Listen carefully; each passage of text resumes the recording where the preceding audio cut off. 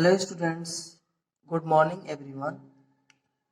In previous videos we studied about our syllabus. According to our syllabus, we are going to read about basic of IT of chapter 1. Basic of IT के अनुसार हमारा पहला topic जो है वो computer systems है। Computer system में सबसे पहले हम लोग को जानना है कि कंप्यूटर का फुल फॉर्म होता क्या है। सबको पता है कंप्यूटर क्या है, लेकिन कंप्यूटर का फुल फॉर्म बहुत कम ही लोग जानते हैं। तो सबसे पहले हम कंप्यूटर के फुल फॉर्म के बारे में जानेंगे, आखिर कंप्यूटर को कंप्यूटर बोलते क्यों है। Computer C commonly offer operator, M for machine, P for particularly, U for user, T for trade, E for education and R for research। यानी कि इसको हम लोग किस तरह से डिफाइन करेंगे, सबसे पहले हम इसको समझते हैं। कॉमनली का मतलब होता है सामान्यतः, यानी कि सामान्यतः चलने वाले वैसे यंत्र जो मुख्यतः प्रयोगकर्ताओं को उनके व्यवसाय में, शिक्षा में और खोज में, तीनों क्षेत्रों में उनकी पूरी तरह से सहायता करते हैं, उसको हम लोग क्या बोलते हैं, कंप्यूटर बोलते हैं। कंप्यूटर को हिंदी में संगणक बोलते हैं। संगणक का अर्थ होता है साथ साथ गणना करने वाला। कंप्यूटर को हम लोग कैलकुलेटिंग डिवाइस के नाम से भी जानते हैं, क्योंकि ये जो है व्यवसाय, शिक्षा और खोज, इन तीनों में मदद तो करता ही है, इसके साथ साथ हमको गणना करने में, यानी किसी चीज की गिनती करने में भी हमें पूरी तरह से मदद करता है। सो कंप्यूटर का अगर डिफिनीशन देना होगा तो हम क्या दे सकते हैं, तो computer is an electronic data processing machine. Computer किस तरह का मशीन है, तो electronic data processing machine. Machine में बहुत सारे तरह के मशीन आते हैं, जैसे फैन भी एक तरह का मशीन है, ठीक है, टीवी भी एक तरह का मशीन है, लेकिन इन सब को हम लोग कंप्यूटर नहीं बोल सकते हैं। क्यों नहीं बोल सकते, क्योंकि ये किसी भी तरह का प्रोसेसिंग वर्क नहीं करता है, या ये डाटा को नहीं प्रोवाइड करता है। कंप्यूटर एक ऐसा यंत्र है जो डाटा को क्या करता है, प्रोसेस करता है। प्रोसेस करने के बाद वो हमको हमारे आंसर के मुताबिक वो हमको रिजल्ट प्रोवाइड करता है। तो क्या बोलेंगे, कंप्यूटर क्या है, इलेक्ट्रॉनिक डाटा प्रोसेसिंग मशीन है। ये वर्ड कंप्यूटर जो है वो कहाँ से है, ग्रीक वर्ड से। कंप्यूट बोलते हैं उसको ग्रीक वर्ड में, जिसका मतलब होता है कैलकुलेट, यानी कि जैसे हम लोग गणना करना को इंग्लिश में कैलकुलेटिंग बोलते हैं, वैसे ही ग्रीक के लोग जो हैं वो गणना करना को कंप्यूट बोलते हैं। वही कंप्यूट वर्ड से ये कंप्यूटर वर्ड आया है, क्योंकि सबसे पहले कंप्यूटर जो हमारे बीच आया था उसका उद्देश्य था किसी चीजों का गिनती करना, ठीक है। इसलिए इस कंप्यूटर को हम लोग ग्रीक वर्ड, ये कंप्यूटर वर्ड जो है ग्रीक वर्ड से आया है कंप्यूट, जिसका मतलब होता है गणना, इसलिए हम कंप्यूटर को कैलकुलेटिंग मशीन के नाम से भी जानते हैं।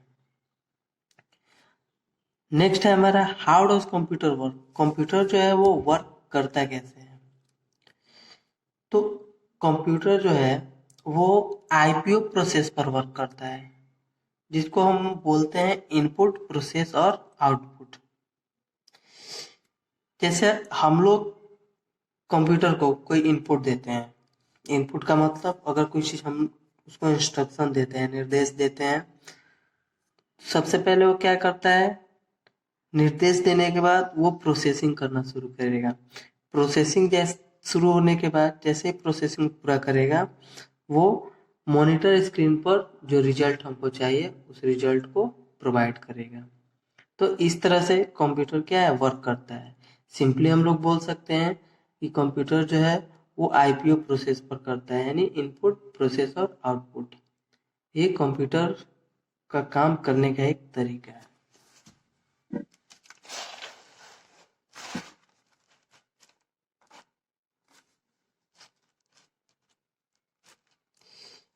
इस डायग्राम में हम लोग देख सकते हैं कि सबसे पहले इनपुट, ये इनपुट जो है हम कीबोर्ड के द्वारा या माउस के द्वारा कोई इनपुट देते हैं तो सबसे पहले वो मेमोरी यूनिट में जाता है, यानी मेमोरी यूनिट में जो प्रोग्राम इंस्टॉल्ड है उस प्रोग्राम पर वो जाता है। वो देखता है कि हमने जो उसको इनपुट दिया है वो उस मेमोरी में इंस्टॉल है या नहीं है। अगर वो इंस्टॉल्ड है तो उसको क्या करेगा, वो कंट्रोल करेगा।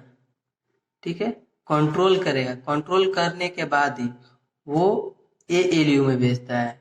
एएलयू का मतलब होता है अर्थमेटिक लॉजिक यूनिट, यानी कि उससे जो हम क्वेश्चन पूछे हैं वो उस क्वेश्चन का जो निर्देश दिए हुए हैं उस निर्देश का कोई अर्थ है या नहीं, वो एएलयू कहलाता है। तो उसको क्या करेगा, वो कंट्रोल करने के बाद एएलयू के पास भेजेगा। अगर वो क्वेश्चन हमारा सही है तो सही है तो उसको क्या करेगा, वो आउटपुट प्रोवाइड करेगा मॉनिटर स्क्रीन पे। ठीक है, मॉनिटर स्क्रीन। इसके बाद ये जो दिया है हमारा सेकेंडरी जो स्टोरेज डिवाइस, इसको हम लोग बोलते हैं ये तब वर्क करता है जब हम किसी डेटा को हम अपने डिवाइस में से, जैसे हार्ड डिस्क में हम किसी चीज को स्टोर करके रखे हुए हैं तो उस इंस्ट्रक्शन को हमको खोलना रहेगा। तो वो इनपुट हम दिए उसको मेमोरी यूनिट में गया, फिर सीयू में आएगा, कंट्रोल करेगा एएलयू, इसके बाद स्टोरेज सेकेंडरी स्टोरेज डिवाइस से निकालेगा उसको, उसके बाद आउटपुट स्क्रीन पर हमको दिखाएगा। तो इस तरह से कंप्यूटर क्या किया, ये आईपीओ साइकिल पर काम किए। नेक्स्ट है हमारा कैरेक्टरिस्टिक्स ऑफ कंप्यूटर। इसको बोलते हैं कंप्यूटर का गुण, यानी कंप्यूटर जो है उसमें कौन कौन से गुण होते हैं।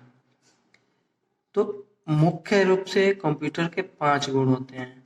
पहला जो है हमारा स्पीड, यानी कि कंप्यूटर जो है वो बहुत तेजी से काम करते हैं, यानी उसकी काम करने की तरीका जो होती है तेज होती है, स्पीडली वर्क करता है। इसके स्पीड जो है उसको millisecond, microsecond, nanosecond और पिको सेकेंड में मापी जाती है। यानी कि जब वो काम करता है, यानी किसी भी हम इंस्ट्रक्शन को देते हैं तो वो इतने कम समय में हमारे स्क्रीन पर आउटपुट को प्रोवाइड करता है, यानी कि वो इतने स्पीड से काम करता है कि हमको पता नहीं चलता है कि वो उसमें भी उसकी क्या होगी, ये प्रोसेसिंग स्पीड क्या है क्या नहीं है। वो डायरेक्टली हम लोग देख पाते हैं, उसको हम लोग माप नहीं पाते, लेकिन एक्चुअली में ये इतनी स्पीड से है, जो इसकी स्पीड दी हुई है मिली सेकेंड या माइक्रो सेकेंड, नैनो सेकेंड या पिको सेकेंड में ये वर्क कर सकता है। यानी 1 मिली सेकेंड बराबर 10⁻³ micro second is equal to 10⁻⁻6, nanosecond is equal to 10⁻⁹, and 1 picosecond is equal to 10⁻⁻12। यानी कि ये इतने स्पीड से हमारा प्रोसेसिंग वर्क करता है। सेकंड है हमारा एक्यूरेसी। एक्यूरेसी का मतलब होता है शुद्धता। कंप्यूटर को 100% एक्यूरेसी माना जाता है, क्योंकि अगर हम कोई भी उसको इंस्ट्रक्शन देते हैं तो उस इंस्ट्रक्शन को क्या करता है, वो पूरा करता है और वो सही तरीके से पूरा करता है, इसलिए बोलते हैं वो उसकी वो एक्यूरेसी होती है। ये भी उसका एक गुण है। यानी कि कंप्यूटर को अगर ये कंप्यूटर जो है वो जीआई जियो बेस्ड पर वर्क करता है। जीआई जियो को हम बोलते हैं गार्बेज इन गार्बेज आउट, यानी कि जैसा हम उसको इंस्ट्रक्शन देंगे वैसा ही वो रिजल्ट भी देगा। अगर हम उसको गलत इंस्ट्रक्शन दे रहे हैं तो वो रिजल्ट भी हमको कैसा देगा, गलत ही देगा। ठीक है, तो ये भी डिपेंड करता है हमारे ऊपर, यानी यूजर्स के ऊपर डिपेंड करता है कि वो कैसा इंस्ट्रक्शन देता है, उसके अकॉर्डिंग वो अपना रिजल्ट भी देता है। तो ये दूसरा गुण है कंप्यूटर का।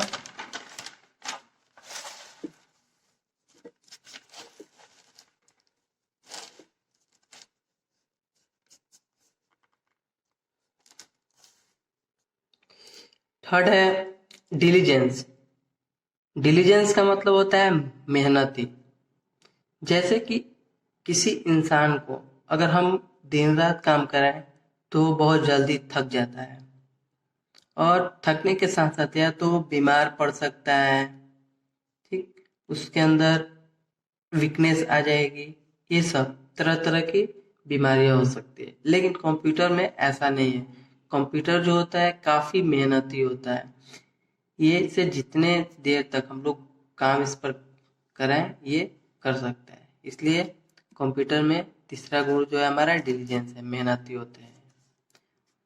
इसके बाद है वर्सटिलिटी, यानी कंप्यूटर जो है हमारे लिए बहुत उपयोगी है। वर्सटिलिटी का मतलब होता है बहुउपयोगी। ये जो है किसी भी काम को बहुत आसान तरीके से क्या कर सकता है, पूरा कर सकता है, आसान तरीके से और कम से कम समय में। और लास्ट हमारा है रिलायबिलिटी, यानी ये विश्वसनीय है। अगर हम कंप्यूटर से कोई भी काम करते हैं तो हमको विश्वास होता है कि ये सही कर रहा है, ये रिजल्ट को सही प्रोवाइड कर रहा है, ये 100% रिजल्ट हमको दे रहा है। नेक्स्ट टॉपिक है हमारा components of computer systems. Computer systems के कौन कौन से कंपोनेंट्स होते हैं, यानी कंप्यूटर जो है वो किस किस चीजों से वो वर्क करता है।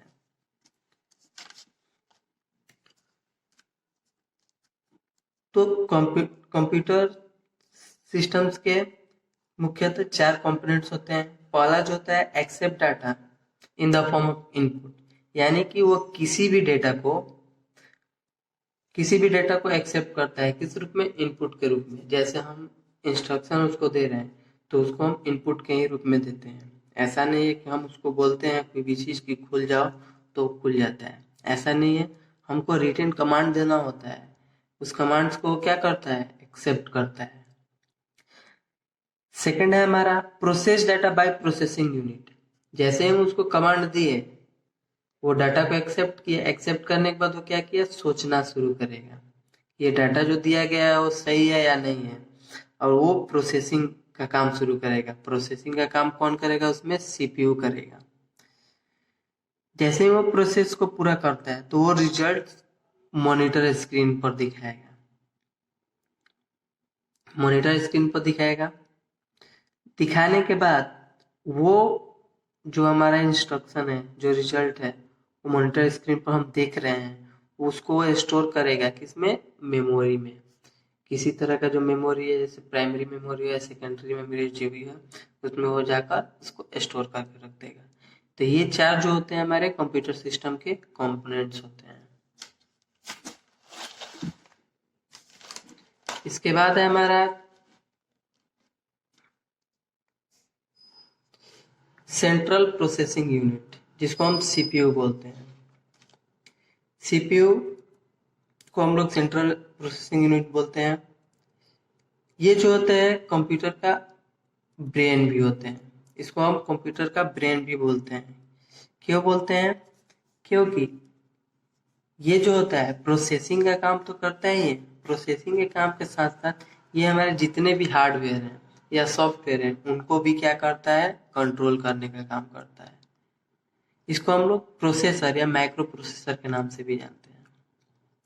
सीपीयू में मुख्यतः 3 भाग होते हैं। पहला हमारा जो है एएलयू, दूसरा है सीयू और तीसरा जो है एमयू। एएलयू का मतलब होता है अर्थमेटिक लॉजिक यूनिट, यानी कि जितने भी हम कैलकुलेटिंग का काम करते हैं वो सारा एएलयू में स्टोर होते हैं, यानी अर्थमेटिक लॉजिक यूनिट में। कंट्रोल यूनिट का काम होता है किसी भी डेटा को कंट्रोल करना।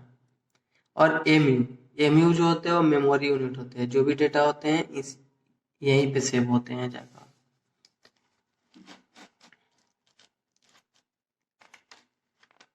नेक्स्ट है हमारा मेमोरी। मेमोरी जो होता है वो कंप्यूटर का याददाश्त होता है। मेमोरी एक ऐसा जगह है जहां पर हम किसी भी डेटा को या फाइल को, इंस्ट्रक्शन को हम टेम्पोररी या परमानेंटली स्टोर करके रख सकते हैं। मेमोरी जो होते हैं वो 3 तरह के होते हैं, प्राइमरी मेमोरी, सेकेंडरी मेमोरी और बैकअप मेमोरी। प्राइमरी मेमोरी क्या होते हैं, इसके बारे में पहले हम लोग जानेंगे।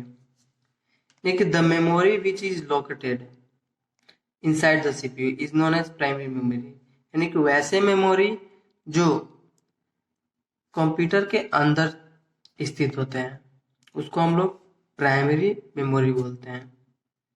इसको हम लोग इंटरनल मेमोरी के नाम से भी जानते हैं।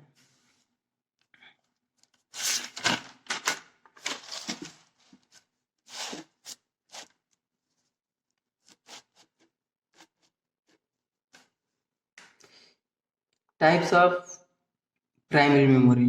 प्राइमरी मेमोरी के कितने प्रकार होते हैं? तो प्राइमरी मेमोरी के दो प्रकार होते हैं, पहला रैम और दूसरा रोम।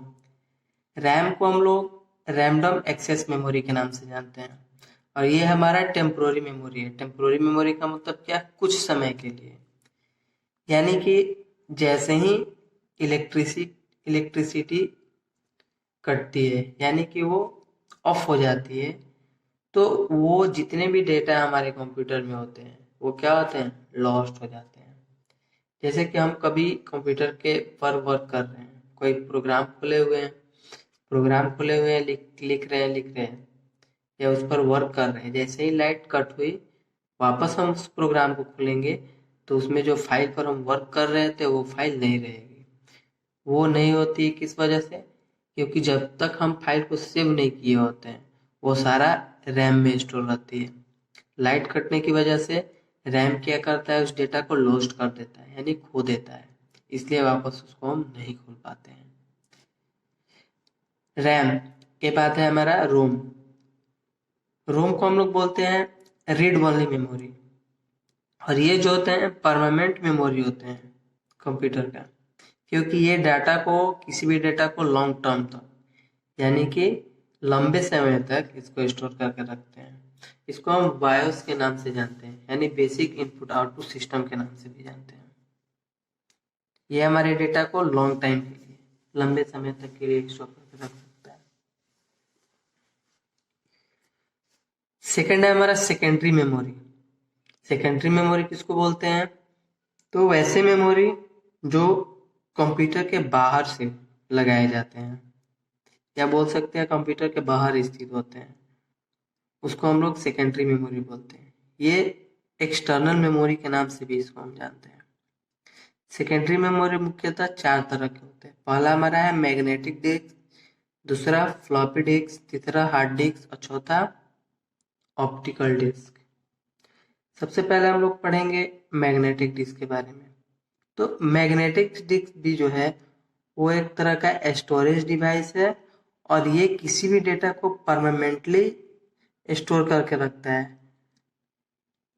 लेकिन इसकी कैपेसिटी जो होती है बहुत कम होती है, यानी किसी भी डेटा को तो स्टोर कर सकता है लेकिन कम से कम डेटा को स्टोर करके रखेगा। इसकी कैपेसिटी ज़्यादा नहीं होती है।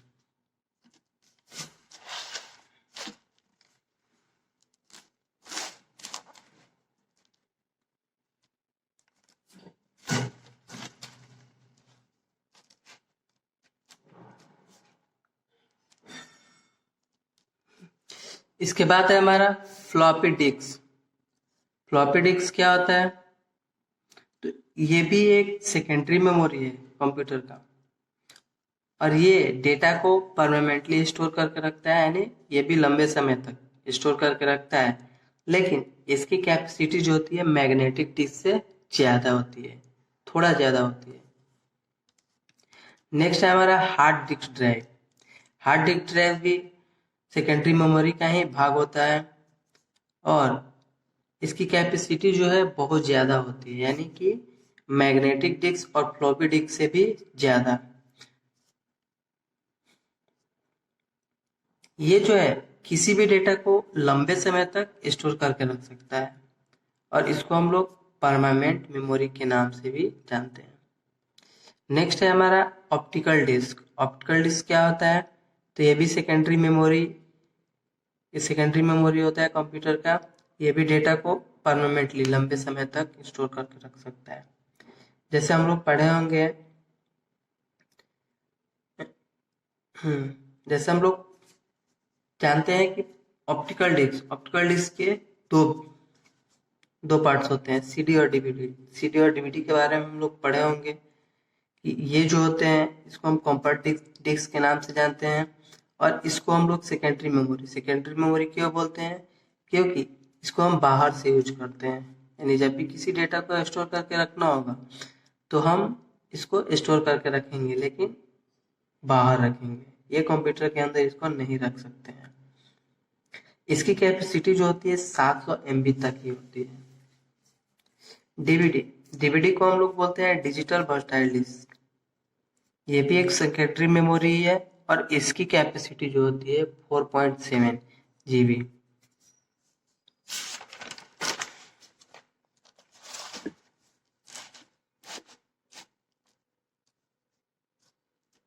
नेक्स्ट हमारा बैकअप मेमोरी। बैकअप मेमोरी जो है, हम पेन ड्राइव को बैकअप मेमोरी के नाम से जानते हैं। ये मेमोरी जो होते हैं ये हमें किसी भी डेटा को, यानी जो अगर भविष्य में कभी हम इस डेटा का काम हो तो इसको हम बैकअप के रूप में रख सकते हैं, इसलिए इसको हम बैकअप मेमोरी के नाम से जानते हैं। जैसे पेन ड्राइव हो गया, SD कार्ड हो गया, ये हमारा जो है बैकअप मेमोरी कहलाते हैं। इसके बाद है हमारा इनपुट डिवाइस। इनपुट डिवाइस क्या होता है, तो इनपुट डिवाइस उस डिवाइस को बोलते हैं जिसके द्वारा हम किसी भी डेटा को या किसी भी इंस्ट्रक्शन को कंप्यूटर के अंदर इनपुट करते हैं, उसको हम इनपुट डिवाइस कहते हैं। इनपुट डिवाइस बहुत तरह के होते हैं, कीबोर्ड होता है, स्कैनर होता है, touch pad, light pen, mouse, mic, touch screen, web camera, joystick, punch card, track ball, digital camera, ये सारे जो होते हैं हमारे इनपुट डिवाइसेस होते हैं। इनपुट डिवाइस और इनपुट दोनों में डिफरेंसेस होती है, दोनों एक नहीं होता। जैसे कि पहले भी आप लोग को बताया गया होगा कि इनपुट डिवाइस और इनपुट दोनों में डिफरेंस होते हैं। क्या डिफरेंस होते हैं, तो यहाँ पर हम लोग इसको समझेंगे अच्छे से। तो इनपुट डिवाइस जैसे कीबोर्ड हो गया, कीबोर्ड से हम किसी भी डेटा को कंप्यूटर के अंदर इनपुट करते हैं, तो ये डिवाइस क्या कहलाएगी, इनपुट डिवाइस कहलाएगी। और जो चीज़ हम इनपुट कर रहे हैं वो क्या कहलाएगा, इनपुट।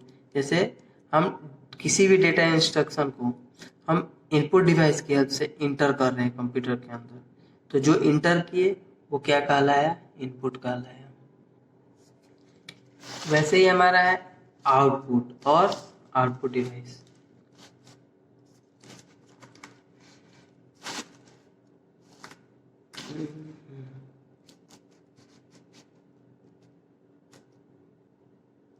आउटपुट और आउटपुट डिवाइस। आउटपुट डिवाइस क्या होता है, सबसे पहले हम इसको समझेंगे। The device which are used to show the result after processing on monitor screen। यानी वैसे डिवाइस जिसका प्रयोग रिजल्ट्स को देखने के लिए मॉनिटर स्क्रीन पर करते हैं, उसको हम लोग आउटपुट डिवाइस करते हैं। यानी कोई डेटा हम कंप्यूटर स्क्रीन पे देखते हैं तो वो कंप्यूटर स्क्रीन क्या हो गया, हमारा आउटपुट डिवाइस हो गया, यानी मॉनिटर आउटपुट डिवाइस हो गया। आउटपुट डिवाइस जो होते हैं बहुत तरह के होते हैं, कुछ एग्जाम्पल हम लोग दे सकते हैं। मॉनिटर हो गया, स्पीकर हो गया, प्रिंटर हो गया, प्लॉटर हो गया। अभी आप पूछेंगे कि स्पीकर जो है, स्पीकर आउटपुट डिवाइस कैसे है, तो क्या स्पीकर का काम क्या है, हमारे साउंड को क्या करना, बाहर निकालना माइक के द्वारा। तो यहाँ पर माइक जो हुआ वो हमारा इनपुट डिवाइस कहलाएगा, और वहीं माइक में जो चीज़ हम बोले हैं और वो क्या करेगा, वो माइक से, वो स्पीकर से जब बाहर निकलेगा, यानी स्पीकर उसको बाहर निकालने, साउंड को बाहर निकालने का काम कर रहा है, तो वो हमारा आउटपुट डिवाइस हो गया। आउटपुट क्या होता है, तो the result that we see on monitor screen, यानी मॉनिटर स्क्रीन पर जो रिजल्ट हम लोग देख रहे हैं वो हमारा क्या कहलाएगा, आउटपुट कहलाएगा। तो ये रहा हमारा आज का टॉपिक बेसिक ऑफ आईटी में, और अगले क्लास में हम लोग इसके आगे पढ़ेंगे। लेकिन यहाँ पर कुछ आप लोग को होमवर्क दी जा रही है जो कि आपको इसको कंप्लीट कर लेना है। जैसे difference between man and computer, man and computer में क्या डिफरेंस होती है, इसको लिखना है। Difference between calculator and computer, calculator और कंप्यूटर में क्या अंतर होते हैं? Difference between mobile and computer. Mobile computer में क्या डिफरेंस होते हैं? डेटा क्या होता है, इंफॉर्मेशन क्या होता है, प्रोग्राम क्या होता है और सॉफ्टवेयर क्या होता है। ये आपका होमवर्क है और इसको आपको लिख कर रखना है। आज के लिए इतना ही, मिलते हैं अगले क्लास में। Thank you.